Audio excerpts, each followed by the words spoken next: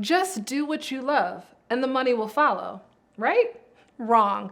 In this video, we're going to explore this paradigm of whether doing what you love is a guarantee for making the money you desire.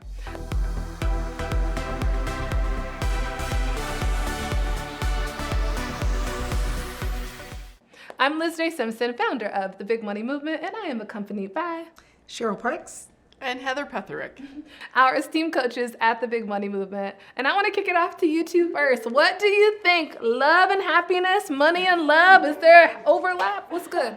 I tell you what, I love breaking this down. You love love? I love love, and I love how I'm breaking this down. I would love to put do you remember Venn diagrams from like high school math, like the three circles overlapping to find that commonality? Let's use that. Okay. So if we think one circle is your natural skills and gifts, what you're good at. Yeah. Another one is what you love doing. Yeah. And a third is where there's a need in the marketplace, right? Ooh. Those are really kind of the three buckets or three circles that we need to find.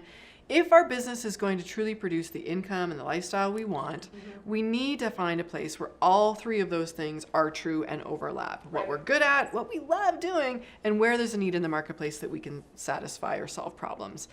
Now, I also am not an idealist. And I know in my own business, if I had two of those things, what I'm really good at and a need in the market, I'm going to go, right? Right. Because I can find passion hobbies and I can satisfy, my desires for shopping and travel elsewhere. I don't need to make a job of it, right? So I can be a pragmatist. I don't need to be an idealist. If I truly know what my strengths are and I can leverage those to satisfy a need in the marketplace, baby, I know I got a shot. You do. I do have a shot. And then the only other thing that I have learned over time and that I love sharing, I love sharing with the members of the Big Money Movement is positioning, right? Ooh. Being able to clearly articulate what I'm able to accomplish, what outcomes I could to deliver, and helping communicate to a buyer and highlight what their needs are and how I can satisfy those needs. So, yeah. If it's what I'm good at and there's a need in the marketplace, great. Then the only other thing I need to attend to is how to articulate and position myself in that sweet spot. That's brilliant. I don't think that we talk enough about that when it comes to the lens of small business ownership or entrepreneurship. And to underscore, like, if the need or desire in the marketplace is not there, start again. New circles. Scratch. Right? Like, back to the drawing board. Like, that's a hobby. Look, that's a whole nother thing. But in order for it to be something that creates money, which is what we're talking about, there has to be customer buy-in, right? Or need in the marketplace. Yeah.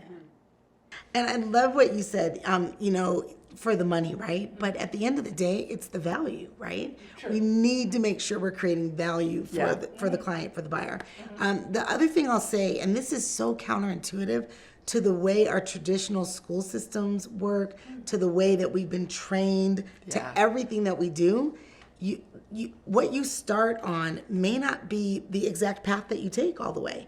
And so listening to what the buyers are looking for, you're listening for problems, right? Okay. Mm-hmm. So what we teach in the Big Money Movement is we're not going to go into the lab and create this framework and do all of the research and put it all together and then come out and say, hi, here's what I have. Yeah. We are actually going to counterintuitively work on positioning. That's right. Right? We're going to have conversations and we're going to start looking to see what is the buyer looking for and what are they willing to pay for? Where do they see value? How can we change the status quo? Where can we make the greatest impact?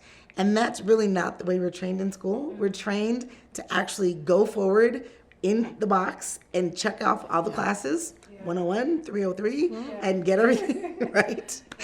Get everything completed. Yeah. And have then the answers. Get your certifications, your degrees, your et cetera.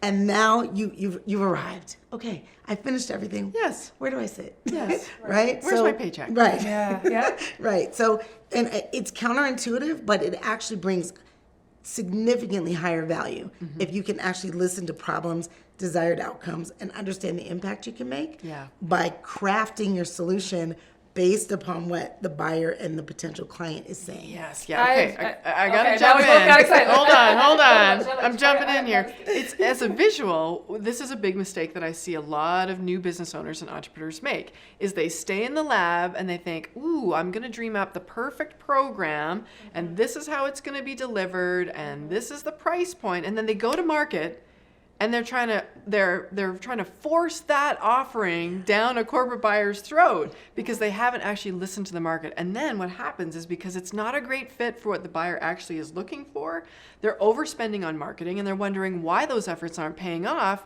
Because while the concept might be a great solution, the form of the offer and the delivery isn't right. A much more successful strategy, but counterintuitive to your point, is dancing in that uncertainty and talking to the buyer first and using that intelligence to inform the shape and the delivery of your offer. And then guess what? Marketing is much more simple and less costly because it's what the buyer actually wants and needs. The word that comes to mind is ease. Like leaning into ease. Yeah. Right? I think, and there are studies that talk about one of the significant reasons that small businesses fail is for a lack of traction. Yeah. Right? And the reason why they're not achieving traction is because the market's not positively responding to their offer. Yes. And so a way to lean into ease is to, like for me, if I'm brainstorming and I'm going to dump and from my brain dump, discern what the business is I'm going to build, which is what we do all the time in critiques and positioning in the big money movement. It's list every problem. What are all the problems that exist? And to help with those problems, to your point, Cheryl, have conversations, right? Jump in there, have conversations, be curious. We call these client validation interviews, right? So get curious, list all the problems. And then from those problems, it's kind of going back to that Venn diagram of like, these are the problems. And this brings me to a point I want to say is that I think you choose what you are going to be passionate about, right? So you see all the problems and you're like, which of these problems light me up? Yes. Right. Which of these problems are the type of problems that I'm willing to dedicate a few years of my life to solving, right? And so for me, I think we put ourselves in boxes. Like the idea that you're going to do what you love and the money will follow. I'm like, I love a lot of stuff. Right. And it's some things I loved a few years ago that I don't love anymore. And I imagine a few years from now, I'm going to love different things. So I think love is too ambiguous. I think it's more about what are the problems? Because the purpose of a business is to solve a problem, to create value, right? To your point. And so it's like, what are the problems? And which of these problems do I want to sink my teeth into, right? And then that way, I know that the market will respond to that. And then I'm committing, and then for all the women that we serve, one thing that I think is just an underlying theme is they all love critical thinking, problem solving, leveraging their intellectual capacity, right, to do good work. And so that ability to do that is like, okay, I'm going to choose to be passionate about this. And so if you had told me years ago that I would love talking about sales or business or those things, it's not something that I would have felt like, overly, totally. yeah, like, oh yes, that's what I commit my life to teaching sales. You know what I mean? Like that wouldn't have been how I viewed it. But over time, I find like I gain fulfillment from this work, from solving complex problems. And when I know there's a real need and I'm helping others, that helps me. Now, to your point, Heather, there are other things that I love. And, I tend to those things in other ways, right? With the money that came. That comes. Well, yes. I want to touch on something that you just said that sparked an idea, and it's around the meaning that you assign to the work that you do, right? And while you said, I would have never dreamt that I'd be teaching sales and that would be my business, but sales is a conduit. It's a means to the meaning of empowering women in business and bridging the income disparity, right? Yeah. And so something that on the surface level might seem like sales, what's that? Am I really into that? No, but it's the meaning we assign what sales can do in a woman's life.